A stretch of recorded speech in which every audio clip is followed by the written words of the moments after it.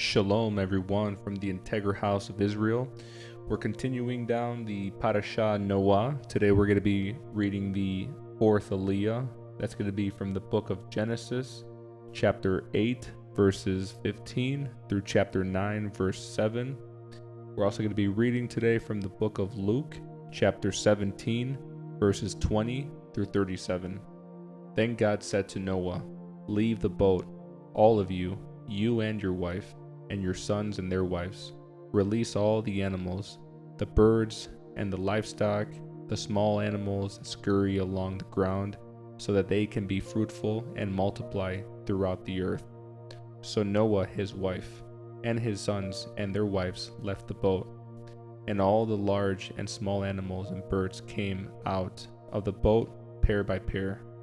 Then Noah built an altar to the Lord, and there he sacrificed as burnt offerings the animals and birds that had been approved for that purpose. And the Lord was pleased with the aroma of the sacrifice, and said to himself, "I will never again curse the ground because of the human race, even though everything they think or imagine is bent toward evil from childhood.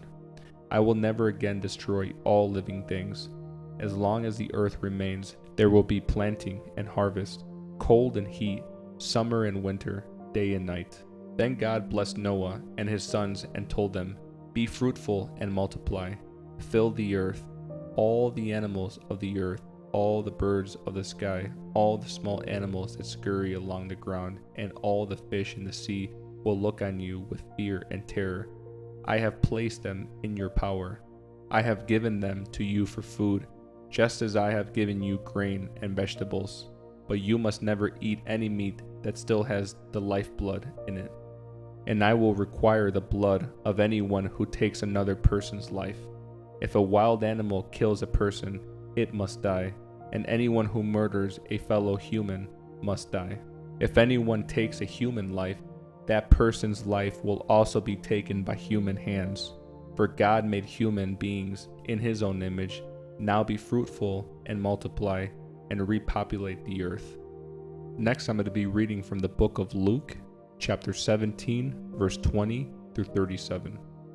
One day, the Pharisees asked Yeshua, "When will the kingdom of God come?" Yeshua replied, "The kingdom of God can't be detected by visible signs. You won't be able to say, 'Here it is,' or 'It's over there,' for the kingdom of God is already among you." Then he said to his disciples, "The time is coming when you will long to see the day when the Son of Man returns, but you won't see it. People will tell you, 'Look, there is the Son of Man,' or 'Here he is,' but don't go out and follow them. For as the lightning flashes and lights up the sky from one end to the other, so it will be on the day when the Son of Man comes. But first the Son of Man must suffer terribly and be rejected by this generation. When the Son of Man returns, it will be like it was in Noah's day. In those days, the people enjoyed banquets and parties and weddings right up to the time Noah entered his boat, and the flood came and destroyed them all. And the world would be as it was in the days of Lot. People went about their daily business, eating and drinking, buying and selling, farming and building, until the morning Lot left Sodom. Then fire and burning sulfur rained down from heaven and destroyed them all.